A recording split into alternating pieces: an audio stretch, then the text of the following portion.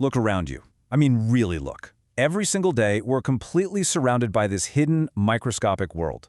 Today, we're going to look at the fundamental architecture of the universe, literally the very structures that make up matter itself. And we're going to do it by exploring a genuinely brilliant concept that acts a lot like a master key, a key that actually unlocks the invisible.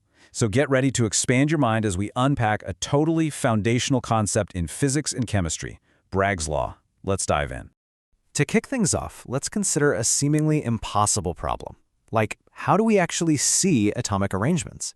How do scientists see the precise layout of atoms buried deep inside a solid crystal?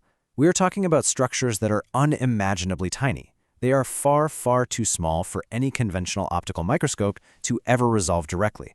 You can't just stick a crystal under a magnifying glass, no matter how ridiculously powerful it is, and expect to see individual atoms neatly lined up, right? So if we can't use standard magnification to observe these structures, how on earth do we know what they actually look like? Well, the answer to that impossible problem is really the hero of our explainer today. And spoiler alert, the solution doesn't rely on glass lenses or even visible light at all. Instead, it completely relies on X-rays and a little bit of very clever wave math. By swapping out visible light for X-rays, scientists figured out a way to pierce the veil of the invisible. It's a stunningly elegant workaround, honestly, and it completely revolutionized our understanding of the physical world. All right, Section 1. Introducing Bragg's law. Seeing the unseeable. So what is it? Basically, Bragg's law states that when X-rays strike a crystal, something called constructive interference, which basically just shows up as a bright diffraction signal, occurs. But here's the catch. It only occurs at very specific angles. And those angles? They aren't just random. They are strictly determined by two crucial factors: the spacing between the crystal's atomic layers and the wavelength of the X-rays being used. Think of it like a cosmic lock-and key. The entire magic of this principle depends completely on those exact specific angles, the atomic spacing, and the wavelengths all aligning perfectly. If they don't align, you get nothing. Section 2. The math of waves. Let's go inside the crystal. To really wrap our heads around this, we need to picture the basic physical reality going on inside that crystal.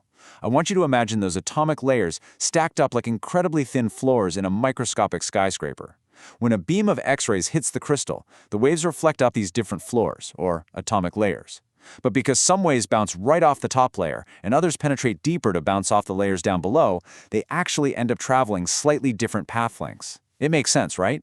The waves hitting the deeper layers simply have to travel a tiny bit further than the waves hitting the surface layer. Now, because those X-ray waves are traveling different distances, they usually end up completely out of sync. At most angles, these reflected waves crash right into each other and cancel each other out entirely. You literally see nothing.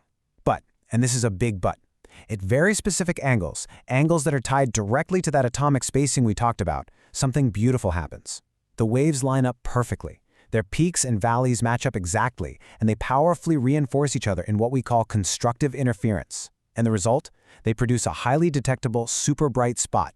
It's like they're finally singing in harmony. Moving on to Section 3, Real-World X-ray Crystallography. Let's look at the real-world application. So how does this actually play out in a lab? Well, in practice, scientists take a crystal sample and literally begin to rotate it, firing X-rays directly at it. Because the crystal is turning, the X-rays are hitting it at all different angles. Remember our wave math from a minute ago? At most angles, absolutely nothing happens. But at those specific, perfect angles, the waves reinforce each other, and scientists can map these distinct patterns of bright spots on a detector. Then, by taking the precise angles of exactly where those bright spots appeared, scientists can calculate the exact spacing between the atomic layers inside the crystal. They are quite literally measuring the invisible just by looking at the angles of these spots of light. How cool is that? The big takeaway here is that this exact laboratory technique, born straight out of Bragg's law, serves as the absolute foundation of X-ray crystallography. This isn't just some neat little physics trick to talk about at parties. It is a monumental scientific tool with massive, world-changing historical impact.